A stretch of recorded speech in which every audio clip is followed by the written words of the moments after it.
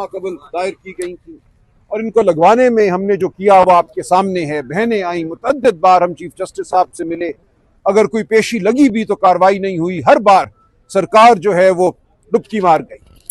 आज फिर यही हुआ कि सरकार की जानिब से एक माविन वकील साहब पेश हुए और उन्होंने कहा कि प्रोसिक्यूटर साहब, स्पेशल प्रोसिक्यूटर जिनको इस मुकदमे के लिए खास तौर पर मुकर्रर किया गया है, उनकी सेहत नासाज है।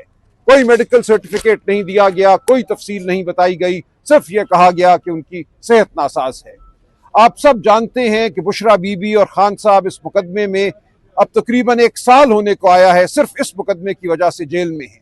बाकी मुकदमात में उनकी बेल हो चुकी है। 9 मई के हवाले से सुप्रीम कोर्ट ने उनकी बेल की है। इसके अलावा किसी मुकदमे में अभी तक उनको सजा नहीं हुई, तमाम सजाएं मुअत्तल हैं। लिहाजा ये एक बिल्कुल मनसूबा साजी नजर आती है कि खान साहब को रिलीफ ना मिले, जो कि उनका हक है। आप जानते हैं इस मुकदमे में ये मुसल्लम हकीकत है कि ना सरकार को एक पैसे का नुकसान हुआ, ना खान साहब या बुशरा बीबी को एक पैसे का फायदा हुआ। ये मुकदमा कुछ भी नहीं है। एक झूठा मुकदमा गढ़ा गया कि काबीना ने कोई रकम सुप्रीम कोर्ट के अकाउंट में डाली है, बिल्कुल ऐसा नहीं है। वाकयात वाजे हैं कि लंदन से रकम बराए रास्त उस अकाउंट में आई और उसके बाद सुप्रीम कोर्ट की तहवील में रही और वहां से हुकूमत को दे दी गई। एक पैसा भी कहीं इधर उधर नहीं हुआ। लिहाजा इस झूठे मुकदमे से बचने के लिए इल्तबा का सहारा लिया गया।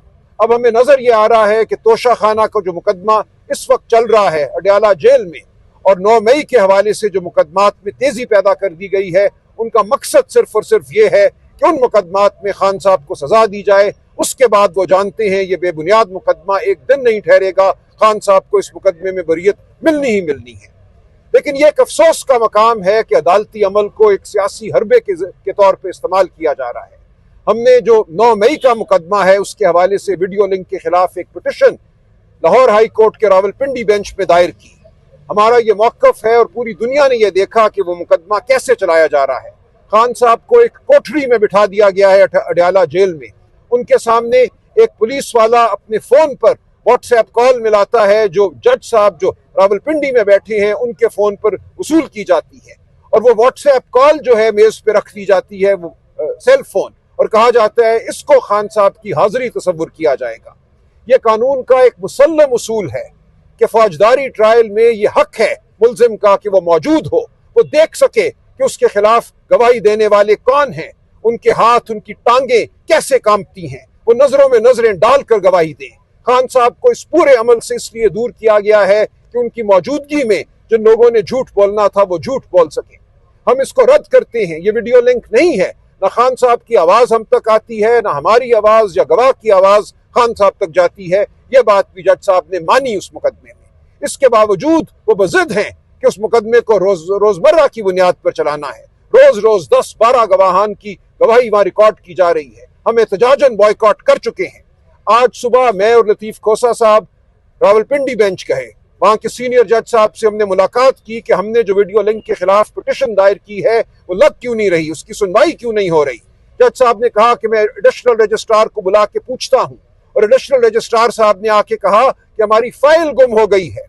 यह है इस वक्त इंसाफ का निजाम हमारे मुल्क का कि इमरान खान मुकदमा दायर करे नाहक एक ट्रायल के खिलाफ, एक बॉन्डे प्रोसेस के खिलाफ, तो फाइल गुम हो जाती है। और हमें कहा गया कि जब तक फाइल नहीं मिलेगी यह मुकदमा दायर हुआ लगेगा नहीं, इसकी सुनवाई नहीं होगी।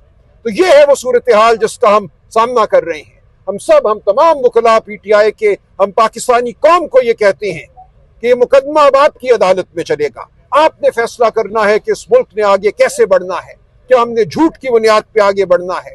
जो इलेक्शन लूटा गया वो आपके सामने है, जो फ्रॉड हुआ वो आपके सामने है। तो हम आपसे ये गुजारिश करते हैं, इल्तजा करते हैं, आपको दावत देते हैं कि हमारे साथ खड़े हो, हमारे साथ चलो, कानून की जानिब, इंसाफ की जानिब, शराफत की जानिब। हम पे रकीक हमले किए जा रहे हैं। इस मुल्क में शराफत को खत्म कर दिया गया है, आइन और कानून को खत्म कर दिया गया है। मेरे भाई अली जफर साहब यहाँ हैं, मेरे साथ खड़े हैं, स्वाति साहब यहाँ खड़े हैं, ये भी कुछ बात करेंगे। जी, बिस्मिल्लाहिर्रहमानिर्रहीम। मैं कुछ बयान करना चाहता हूँ। केस में इमरान खान साहब और उनकी बुशरा बीबी को बरी कर देते और साथ हर्जाना डालते प्रोसिक्यूशन पे कि आपने इतना बेबुनियाद केस क्यों दायर किया। तोशाखाना 1 वाला केस जो इधर जिसकी समाअत हुई 1 घंटे में, बल्कि 1 घंटे क्या, अभी समाअत शुरू ही हुई थी, थोड़ी देर बाद ही जज साहब ने उसकी सज़ा ख़त्म कर दी। वो केस क्या था आपको मैं याद कराता चलूं। वो केस ये था कि उसमें इल्ज़ाम लगाया था इमरान खान साहब के ऊपर कि उन्होंने एक घड़ी जो है जो उनको तोहफा दिया था उन्होंने कम कीमत पे ख़रीदी है। जब प्रोसिक्यूशन से पूछा गया कि भाई क्या कीमत थी, उन्होंने कहा जी इसकी कीमत 4 या 5 अरब रुपए थी। तो 4 या 5 अरब रुपए के लिए उन्होंने जो गवाही पेश की वो कौन थे? वो एक शख्स था जो कि क्या काम करता था। उससे पूछा गया आप काम क्या करते हैं, आप गवाही दे रहे हैं कि 3 अरब की या 4 अरब की घड़ी है, आप काम क्या करते हैं?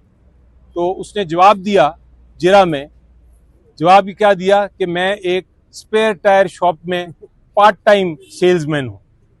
यानी टायरों की दुकान वो चला रहा था, पार्ट टाइम सेल्समैन था और गवाही दे रहा था कि कोई बड़ी टेक्निकल घड़ी है जो कि 3 या 4 अरब रुपए की है। जब उसे पूछा गया कि आपने कहाँ से ये पता किया, आपके पास कोई ऐसी कोई डिग्री है, तो उसने कहा कि जी मैंने मैट्रिक तो पास ज़रूर किया था लेकिन एफए में मैं 3 बार फेल हो गया था, मेरे पास किसी किस्म की नहीं है डिग्री कि मैं ये कर सकूं पता कि कितने की कीमत है इस घड़ी की।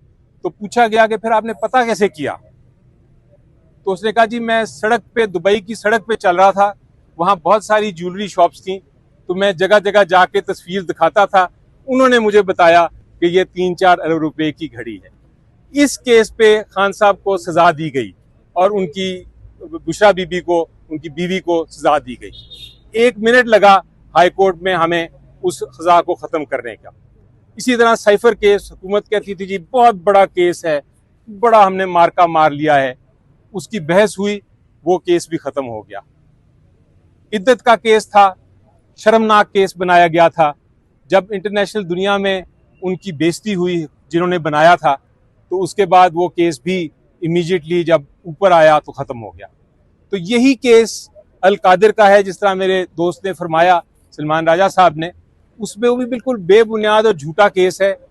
अगर इसकी समाअत होती है तो उसमें भी इंशाल्लाह हमें यही उम्मीद है कि इंसाफ होगा और ये जो केस है ख़त्म हो जाएगा।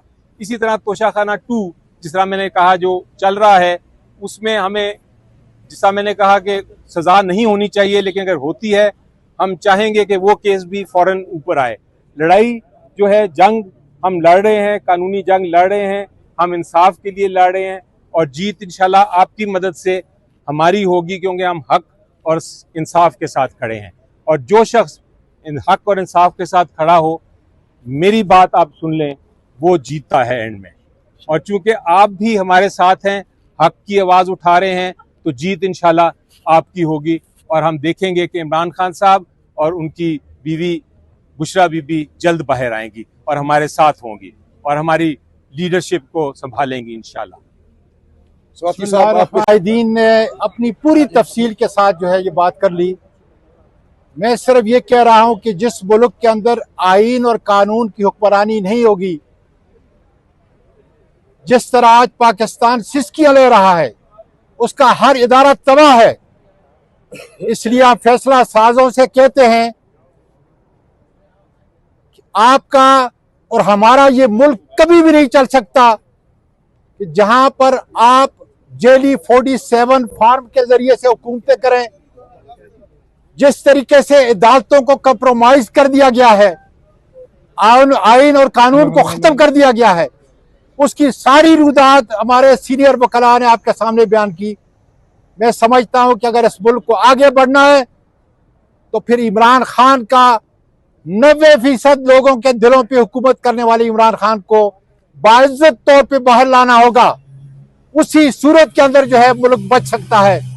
बुशरा बीवी पर जो ज्यादती हो रही है, हम उसकी मजम्मत करते हैं और वाज़े तौर पर पाकिस्तान के अवाम को, जिस तरह ये 27 तारीख का जलसा पेशावर में हो रहा है, दावत देते हैं कि हर दरवाजा हम खटखटाएंगे, सर नहीं झुकाएंगे। इंशाअल्लाह ताला पाकिस्तान के अंदर आईन और कानून की हुक्मरानी आएगी और हमारा सबसे बड़ा लीडर इमरान खान खुदा के वजह से बाइज्जत तौर पर इन्हीं अदालतों से बरी होकर खुदा के बदल से आएगा।